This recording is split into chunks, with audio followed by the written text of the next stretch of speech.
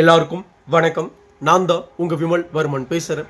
நேற்று சென்னையில் பாட்டாளி மக்கள் கட்சி சார்பாக வன்னியர்களுக்கான 10.5% விரைந்து கொடுக்கணும் அப்படின்னு சொல்லிட்டு சாதிவாரி சர்வே உடனடியாக திமுக அரசு கையில் எடுத்து ஒட்டுமொத்த அனைத்து சாதிகளுக்குமான சர்வே எடுத்து அந்த மக்களுக்கான இடஒதுக்கீடை பகிர்ந்து கொடுக்கணும் அப்படின்னு சொல்லிட்டு ஒரு மாபெரும் ஒரு போராட்டத்தை ஆர்ப்பாட்டத்தை அறிவிச்சு மிகப்பெரிய வெற்றிகரமாக முடித்தார்கள். அந்த சம்பவத்தில் பல சாதியை சார்ந்த தலைவர்கள் கலந்துக்கிட்டாங்க. அந்த சாதிவாரி சர்வே விஷயத்துக்காக பல கட்சிகள் இருந்து கலந்துக்கிட்டாங்க. இந்த சம்பவத்தை பார்த்த தைலாபுரத்தில் இருக்கிற சில கும்பல், தைலாபுரத்துடைய பெரியவர் அப்படின்னு சொல்லிட்டு ஒட்டுமொத்த பேரும் நேற்று பாட்டாளி மக்கள் கட்சி அப்படின்னு சொல்லிக்கிட்டு ஒரு கும்பலோட ஒரு 10-15 பேர் இருப்பானுங்க. அந்த 10-15 பேர் சேர்ந்து தைலாபுரத்தில் ஒரு நிர்வாக குழு அப்படின்னு சொல்லிட்டு ஒரு குழுவை போடுறாங்க. அந்த குழு சில தீர்மானங்களை போட்டிருக்கு. அந்த தீர்மானங்களில் இப்படியாப்பட்ட தீர்மானங்களை வாழ்நாளில் பாட்டாளி மக்கள் கட்சி சார்பாக நான் பார்த்ததே கிடையாது. புரியுதுங்களா? அப்படியாப்பட்ட மிக மிக கேவலமான தீர்மானங்கள் போடப்பட்டிருக்கு. அதில் குறிப்பாக 3 தீர்மானங்களை பற்றி தான் நான் இந்த காணொலிக்குள்ளே ஒட்டுமொத்த பாமக மற்றும் வன்னியகுல சத்திரிய சொந்தங்களுக்கும் சொல்ல போகிறேன். புரியுதுங்களா? அதில் மிக முக்கியமான 3வது தீர்மானம் என்ன அப்படின்னா, தலையணை மந்திரத்தில் அன்புமணி அவர்கள் சிக்கியிருக்கிறார். அன்புமணி அவர்கள் என்னைக்கு அந்த தலையணை மந்திரத்திலிருந்து வெளியே வராரோ அன்னைக்கு தான் சரியாக செயல்படுவார் அப்படின்னு சொல்லிட்டு மிக மிக கேவலமான ஒரு தீர்மானத்தை எந்த புறம்போக்கோ எந்த இனதுரோகியோ எழுதி கொடுத்தானோ தெரியல, அதை கூச்சமே இல்லாமல் வாயில் உட்காந்து படிக்கிறாரு தைலாபுரத்துடைய பெரியவர் ராமதாஸ் அவர்கள். புரியுதுங்களா? கேவலமாக இல்லை? கேவலமாக இல்லை? ஏன் அன்புமணி அவர்கள் சௌமியா அன்புமணி அவர்களுடைய பேச்சை கேட்கக்கூடாதா? பொண்டாட்டி பேச்சை கேட்கக்கூடாதா? பொண்டாட்டி பேச்சை கேட்டால் தப்பாயிடுமா? சொல்லுங்க. தைலாபுரத்துடைய பெரியவர் அது எழுதி கொடுத்த ஊராம் பேச்சை தான் கேட்பீங்களா, இல்லை ஊரில் இருக்கிற மற்றவங்களுடைய பேச்சை தான் கேட்டுக்கிட்டு தெரியுவீங்களா? கேவலமா இல்லை? இப்படியாப்பட்ட ஒரு தீர்மானத்தை எழுதி கொடுக்குறோம். அதை தைலாபுரத்துடைய பெரியவருடைய வாயில படிக்க சொல்றோம் அப்படின்னு கூச்சப்படலை, அசிங்கப்படலை? இதையெல்லாம் தாண்டி அதை படிக்கிறாரு. உங்களுக்கு கூட கொஞ்சம் கூட இங்கிதம் கிடையாது. 87 வயசு ஆயிடுச்சு உங்களுக்கெல்லாம். இதெல்லாம் படிக்கிறமே, பேசுகிறமே, நம்மளுடைய சொந்த புள்ள, சொந்த மருமக, இப்படியெல்லாம் ஒரு தீர்மானத்தை போட்டு கொடுக்குறானுங்களே இந்த இனதுரோகிகள். இதை நம்ம படிக்கணுமா அப்படின்னு கொஞ்சம் கூட கூச்சப்படாமல் உட்காந்து நீங்கள்லாம் இப்படியாப்பட்ட ஒரு தீர்மானத்தை போட்டு தைலாபுரத்தில் உங்களுடைய மானத்தை கப்பல் ஏற்றினா கூட பிரச்சனை கிடையாது. ஒட்டுமொத்த வன்னியர்களுடைய மானத்தையும் கப்பலை ஏற்றிட்டு உட்காந்துருக்கு. புரியுதுங்களா? இதைத்தான் நான் படித்து சொல்லிட்டு இருக்கிறேன். தைலாபுரம் கும்பலை வன்னியர்கள் நம்பாதீங்க. இவர்களை நம்பினால் நடுத்தெருவுக்கு தான் அந்த சமூகம் போகும் அப்படின்றதுக்கு இதெல்லாம் மிகப்பெரிய அத்தாட்சி. புரியுதுங்களா? வன்னியர்கள் தெளிவாக புரிஞ்சுக்கணும். புரியுதுங்களா? பொண்டாட்டி பேச்சை எவனும் கேட்காதீங்க. புரியுதுங்களா? ஊரில் யாரோ ஒருத்தையோட பேச்சை கேட்டுக்கிட்டு கட்சியை கலைங்க கட்சிக்குள்ள இப்படியாப்பட்ட கோஷ்டி பூசலை உருவாக்குங்க, எல்லா வேலையும் பண்ணுங்க. புரியுதுங்களா? பொண்டாட்டி பேச்செல்லாம் எவனும் கேட்காதீங்க. புரியுதுங்களா? அப்படின்னு தைலாபுரத்தில் இருக்கிற ஒட்டுமொத்த பேரும் வன்னியர்களுக்கு சொல்றாங்க போல இருக்கு இந்த தலையணை மந்திரத்தில். கேவலமா இல்லை? மருத்துவர் ஐயா அவர்களே, நீங்கள் யாரோ பேச்சை கேட்டுக்கிட்டு கட்சியை 2ஆம் நாளாக உடச்சு விட்டுருக்கீங்களே. நீங்க சரிவர யாரோடைய பேச்சா சரியா கேட்டிருந்தா இப்படியாப்பட்ட வேலைலாம் நடந்திருக்குமா? நான் கேட்குறேன், நேரடியாக தான் கேட்குறேன். உங்களுக்கு என்ன பயம்? உங்களை பார்த்துன்னா வன்னியர்கள் பயப்படணுமா? வன்னியர்கள் உங்களை பார்த்து என்ன கை கட்டணுமா? நீங்கள் எல்லா விஷயத்தையும் பண்ணிக்கிட்டு தெரிவிங்க. வன்னியர்கள்லாம் எதையுமே பேசாமல் அப்படியே வாயை மூடிக்கிட்டு இருந்துருமா?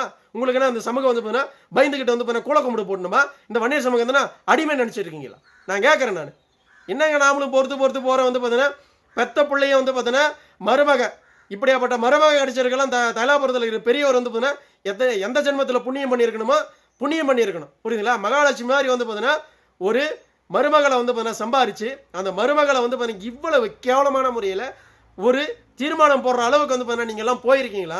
நீங்கள்லாம் மனித ஜென்மங்களாக இருப்பீங்களா அப்படின்றது நமக்கு எல்லாம் மிகப்பெரிய கேள்வியாக இருக்குது. புரியுதுங்களா? நம்மளுக்கு வேற எதுவும் பேசுறதுக்கு வரலங்க. அவ்வளோ கோபம் வருது. கேவலமா இல்லை? அசிங்கமா இல்லை? இப்படியாப்பட்ட ஒரு தீர்மானத்தை போகிறதுக்கு இப்படியாப்பட்ட ஒரு தீர்மானத்தை போட்டு வெக்கமே இல்லாமல் இதையும் பேசிக்கிட்டு தெரியுறீங்களே.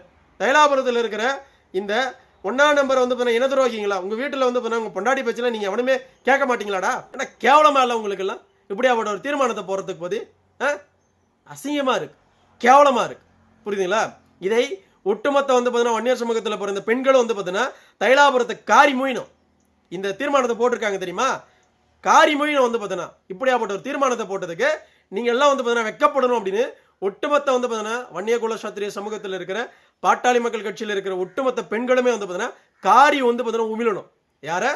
தைலாபுரத்தோடைய கும்பலை வந்து பார்த்தீங்கன்னா காரி உமிழணும். அப்படி காரி உமிழ்ந்தாதான் இப்படியாப்பட்ட தீர்மானங்கள்லாம் வந்து பார்த்தீங்கன்னா இனிமேல் நாம பார்க்காம வந்து பார்த்தீங்கன்னா நல்லபடியாக இருப்போம். புரியுதுங்களா? அப்படி இல்லை அப்படின்னா இதை விட வந்து பார்த்தீங்கன்னா மிக கேவலமான வந்து பார்த்தீங்கன்னா தீர்மானங்கள்லாம் போட்டுக்கிட்டு திரிவாங்க. புரியுதுங்களா? இதையெல்லாம் தாண்டி 12வது தீர்மானம் ஒரு தீர்மானம். மருத்துவர் அன்புமணி ராமதாஸ் அவர்கள் சுகாதாரத்துறை அமைச்சராக இருக்கும்போது அவர் மீது வந்து பார்த்தீங்கன்னா சிபிஐ வழக்கு இருக்கான். அந்த சிபிஐ வழக்கை வந்து பார்த்தீங்கன்னா விரைந்து வந்து பார்த்தீங்கன்னா விசாரிக்கணுமா? ஏன் விசாரிக்கணும்? எதுக்கு விசாரிக்கணும்? அதை தான் வந்து பார்த்தீங்கன்னா தூக்கி வந்து பார்த்தீங்கன்னா குப்பையில் போட்டுருச்சு இல்லை வந்து பார்த்தீங்கன்னா டெல்லி உயர்நீதிமன்றம் போட்டுருச்சு இல்லை, உச்சநீதிமன்றமும் போட்டுருச்சு இல்லை. அப்படியாப்பட்ட எந்த அலிகேஷன்ஸோ அன்புமணி அவர்கள் மீது வந்து பார்த்தீங்கன்னா கிடையாது அப்படின்னு சொல்லிடுச்சு இல்லை. நீங்கள் ஏன் வந்து பார்த்தீங்கன்னா தவிந்து வந்து பார்த்தீங்கன்னா உட்காந்து பயங்கரமாக குதிச்சுட்டு இருக்கீங்க? உங்களை தான் சிவில் கோர்ட்டுக்கு போக சொன்னாங்கல்ல. கட்சி உங்களுக்கு எதுவும் சொந்தம் அப்படின்னா சிவில் கோர்ட்டுக்கு போக வேண்டியதானே? உரிமை இருக்குது அப்படின்னா வந்து நாங்கள் உரிமையை நிலைநாட்ட வேண்டியதானே? என்னத்துக்கு வந்து பார்த்தீங்கன்னா எப்போ பாரு தீர்மானம் போடுறோம், எதை போடுறோம் அதை போடுறேன்னு 24 மணி நேரம் அன்புமணி அவர்களை எப்படி அழிக்கலாம், சாமி அன்புமணி அவர்களை எப்படி அழிக்கலாம், பாட்டாளி மக்கள் கட்சியை வந்து பார்த்தீங்கன்னா எப்படி அழிக்கலாம், பாட்டாளி மக்கள் கட்சி தொண்டர்களை வந்து பார்த்தீங்கன்னா எப்படி வந்து பார்த்தீங்கன்னா இப்படியாப்பட்ட கேவலமான தீர்மானங்கள்லாம் போட்டு ஒட்டுமொத்த மற்ற சாதிகள் கிட்ட வந்து பார்த்தீங்கன்னா அசிங்கப்படுத்தலாம் அப்படின்னு கேவலமான வேலையோட தான் வந்து பார்த்தீங்கன்னா நீங்கள்லாம் திரிவீங்களா? நீங்கள்லாம் மனிதர்களா? மனுஷ ஜென்மங்களா நீங்களா? இத்தனை ஆண்டு காலம் வந்து பார்த்தீங்கன்னா கட்சியில் உட்காந்துக்கிட்டு ஜி.கே. மணி, அருள் நீங்கள் எல்லாம் வந்து பார்த்தீங்கன்னா நல்லா தின்னு கொளுத்து வந்து பார்த்தீங்கன்னா பல கோடிகளுக்கு சொந்தமாக தானே வச்சுட்டு இருக்கீங்க. கேவலமாக இல்லை இப்படியாப்பட்ட ஒரு தீர்மானம் போடுறதுக்கு? இதெல்லாம் விட வந்து பார்த்தீங்கன்னா மிகப்பெரிய ஹைலைட் என்ன தெரியுமா? 13வது வந்து போன ஒரு தீர்மானம். சவுக்கு சங்கர் என்ற ஒரு புறம்போக்கு, அந்த புறம்போக்கு வன்னியர்கள் மீதும் பாட்டாளி மக்கள் கட்சி மீதும், ஏன் இதே தைலாபுரத்துடைய பெரியவர் ராமதாஸ் அவர்கள் மீதும் எவ்வளவு கேவலமான வந்து பார்த்தீங்கன்னா வசவுகளை பேசியிருப்பான், எவ்வளவு கேவலமான வந்து பார்த்தீங்கன்னா அறிக்கைகளை கொடுத்துருப்பான், எவ்வளவு வந்து பார்த்தீங்கன்னா திட்டிருப்பான். புரியுதுங்களா? அந்த சவுக்கு சங்கர் என்ற புறம்போக்கு வந்து பார்த்தீங்கன்னா தமிழகத்தில் வன்னியர் சமூகத்தை வந்து பார்த்தீங்கன்னா அழிக்கிற இடத்துல எவனாவது நின்னான் அப்படின்னா அவன் கூட வந்து பார்த்தீங்கன்னா கையை கோக்குற ஆளாக வந்து பார்த்தீங்கன்னா இந்த புறம்போக்கு தான் இருப்பான். இந்த புறம்போக்கை வந்து பார்த்தீங்கன்னா கைது பண்ணிட்டாங்களாம். அதுக்கு வந்து பார்த்தீங்கன்னா பாட்டாளி மக்கள் கட்சி சார்பாக தைலாபுரம் வந்து பார்த்தீங்கன்னா இயங்குற இந்த ஆட்கள் வந்து பார்த்தீங்கன்னா ஒரு தீர்மானத்தை போட்டு வச்சிருக்காங்க. கேவலமா இல்லை? அசிங்கமா இல்லை? அவன்லாம் ஒரு ஆளுன்னு சொல்லிட்டு அவனுக்கெல்லாம் தீர்மானம் போட்டுக்கிட்டு இருக்கீங்களே, அசிங்கமா இல்லை? கேவலமா இல்லை? கேவலமா இல்லை? இப்படியாப்பட்ட ஒரு வேலையை செய்யறதுக்கு வந்து பார்த்தீங்கன்னா கூசலை, உடம்பு கூசலை. இதெல்லாம் நம்ம வந்து பார்த்தீங்கன்னா வன்னியர்கள் தெல்ல தெளிவாக புரிஞ்சுக்கணும். நான் பல முறை சொல்லிட்டேன். தைலாபுரத்தை நம்பினா வந்து பார்த்தீங்கன்னா குட்டி செவராக மாறிடுவீங்க, நடுத்தெருவுக்கு எடுத்துகிட்டு போய் விட்டுருவாங்க. இவர்களுக்கு வன்னியர்கள் மீதெல்லாம் எந்த அக்கறையும் கிடையாது. மகளுக்கு வந்து பார்த்தீங்கன்னா ஏதாவது ஒரு பேரம் பேசி மகளுக்கு ஒரு செட்டில்மெண்ட் கொடுக்கறதுக்காக மட்டுமே கட்சியை வந்து பார்த்தீங்கன்னா உடைச்சிருக்காங்க. அந்த வேலையை சீரும் சிறப்புமாக ஜி.கே. மணியும் அருளும் சேர்ந்து வந்து பார்த்தீங்கன்னா பண்ணியிருக்காங்க. இதற்கு வந்து பார்த்தீங்கன்னா முழு விஷயத்தையும் வந்து பார்த்தீங்கன்னா கொடுத்துருக்கிறது இந்த சமூகத்துடைய வந்து பார்த்தீங்கன்னா பெரியவராக பார்க்கப்பட்ட, இந்த சமூகத்துடைய குலதெய்வமாக பார்க்கப்பட்ட தைலாபுரத்துடைய பெரியவர் ராமதாஸ் அவர்கள். புரியுதுங்களா? இனிமேல் அவரை ஐயான்னு சொல்றது கூட வந்து பார்த்தீங்கன்னா கொஞ்சம் கூச்சமாக தான் இருக்கு. கூச்சமாக தான் இருக்கு. ஏன் கூச்சமாக இருக்குன்னா, தலையணை மந்திரம் அப்படின்னு வந்து பார்த்தீங்கன்னா ஒரு தீர்மானத்தை போட்டீங்க தெரியுமா? அன்றைக்கே வந்து பார்த்தீங்கன்னா உங்களை எல்லாம் ஐயான்னு சொல்றதுக்கே எங்களுக்கு வந்து நாக்கு கூசு.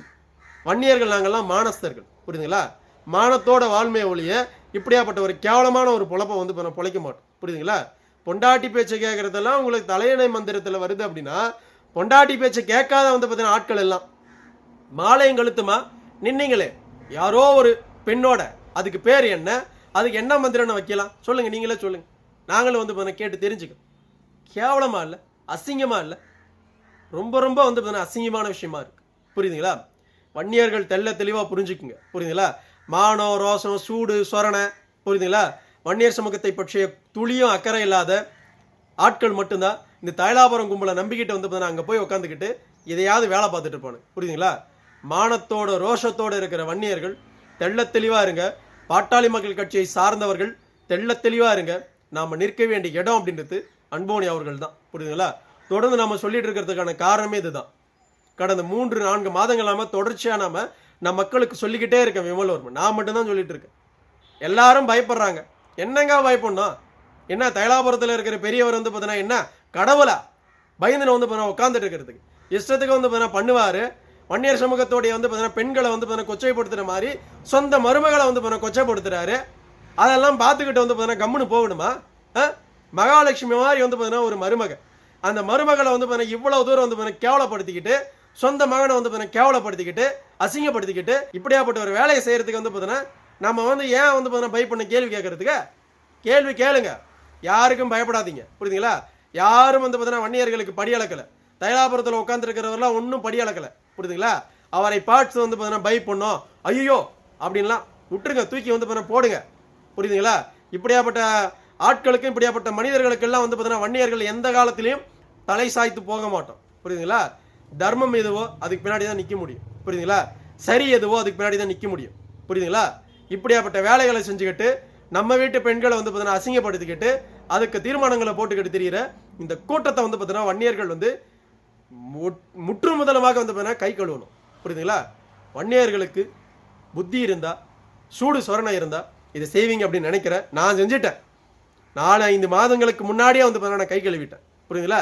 எத்தனை வன்னியர்கள் தைலாபுரத்தை வந்து பார்த்தீங்கன்னா முற்றும் முதலமா வந்து பார்த்தீங்கன்னா கை கழுவிட்டீங்க அப்படின்னு கமெண்ட் செக்ஷனில் சொல்லுங்க. புரியுதுங்களா? இவர்களை எல்லாம் வந்து பார்த்தீங்கன்னா வன்னியர்கள் ஒட்டுமொத்தமாக வந்து பார்த்தீங்கன்னா புறக்கணிக்கணும், புறக்கணித்தே தீரணும்.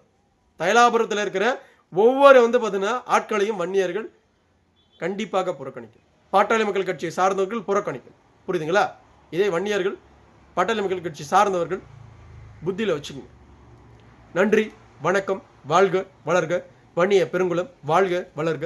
வன்னியகுல சத்திரிய சமூகத்தின் பண்பாடும் கலாச்சாரமும் வரலாறும் மற்றும் வன்னியகுல சத்திரிய சமூகத்துடைய சத்திரிய தர்மமும் மேலங்கும். அடுத்தொரு நல்ல காணொலியில் உங்களை நான் சந்திக்கிறேன்.